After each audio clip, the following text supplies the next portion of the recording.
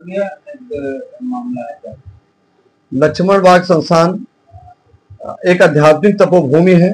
जो लक्ष्मण बाग संस्थान में देश के कोने कोने में हमारे लक्ष्मण बाग संस्थान की भूमियां हैं और इस भूमियों से हमारे लक्ष्मण बाग संस्थान का भरण पोषण या रख रखाव देश के कोने कोने में जो संपत्तियों से होता है। भगवान लक्ष्मण जी की स्थापना इस लक्ष्मण बाग में की गई है। साथ में चारों धाम के देवी देवताओं भी लक्ष्मण बाग में स्थापित हैं। लक्ष्मण बाग संस्थान के लिए माननीय महामहिम राष्ट्रपति महोदय भारत के द्वारा एक संविधान बनाया गया था। वो लक्ष्मण बाग की नियमावली बनाई गई। उस नियमावली के अंतर्गत एक महंत की नियुक्ति हुई थी और महंत जी के माध्यम से ही लक्ष्मण बाग का संचालन संधारण होता रहा है। कतिपय कारणोंवश लक्ष्मण बाग संस्थान की जो व्यवस्थाएं थी तो माननीय उच्च न्यायालय में प्रकरण जाने के बाद कलेक्टर रीवा को प्रशासक व्यवस्थापक बनाया गया था। परंतु संविधान में ये उल्लेख है कि लक्ष्मण बाग संस्थान की जमीन को किसी प्रकार का क्रय विक्रय दान लीज अंतरण नहीं किया जा सकता।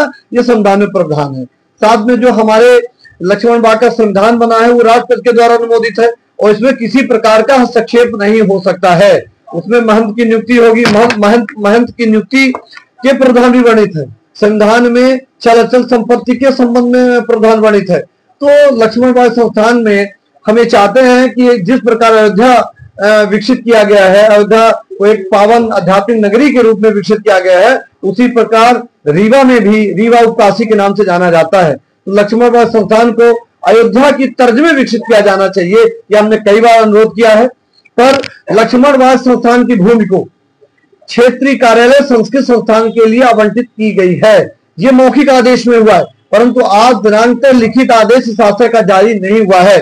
लक्ष्मण बाग संस्थान की जमीन को आप किसी नहीं दे सकते दूसरे संस्थान के लिए।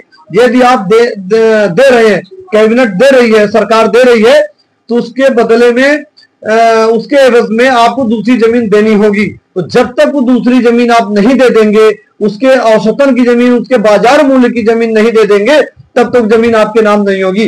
बिना आपके नाम लक्ष्मण बाग की जमीन बिना क्षेत्रीय कार्यालय संस्कृत संस्थान के बिना नाम दर्ज हुए कैसे वहां काम लग गया, कैसे एजेंसी वहां काम करने लगी, अपने आप में जांच का विषय।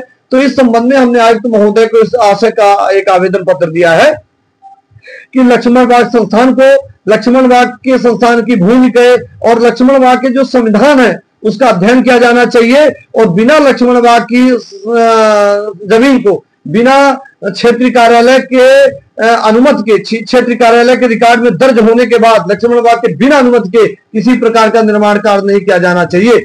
हम संस्कृत संस्थान क्षेत्रीय कार्यालय के पक्ष में है, समूचा रीवा जिला पक्ष में संस्थान खुलना चाहिए। तो मध्य प्रदेश सरकार की बहुत सारी संपत्तियां हैं जिसमें संस्कृत क्षेत्रीय कार्यालय होना चाहिए। यह हमारी भी मांग है। परंतु लक्ष्मण बाग संस्थान को ऐसा लगता है कि विलोपित करने का प्लान रचा जा रहा है।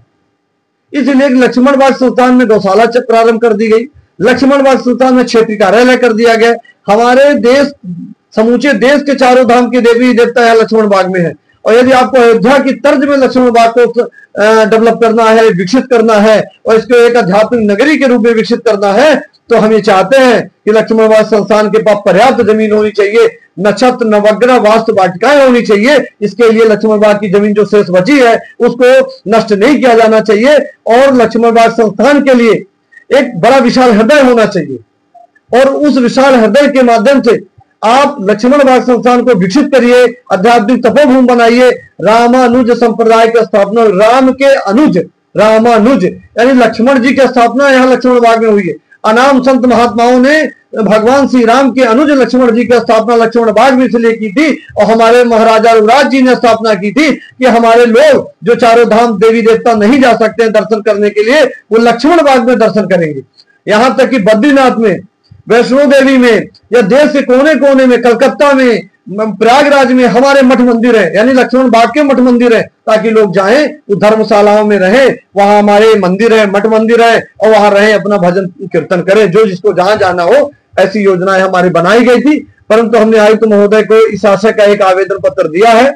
उनके माध्यम से निवेदन किया है कि लक्ष्मण बाग संस्थान की भूमि जब तक लक्ष्मण बाग संस्थान के मध्य प्रदेश सरकार कैबिनेट के द्वारा, सरकार के द्वारा क्षेत्रीय कार्यालय को नहीं दी जाती, तब तक किसी प्रकार का निर्माण कार्य न करें। जब तक मंजूरी नहीं मिल जाती या लक्ष्मण बाग को उसके एवज में अनुपात में बाजार मूल्य की जमीन नहीं मिल जाती, तब तक किसी प्रकार का निर्माण कार्य न करें। यह हमारी मांग है। आयुक्त महोदय को इस आशय का हमने आवेदन पत्र दिया है और यह हमने मांग की है।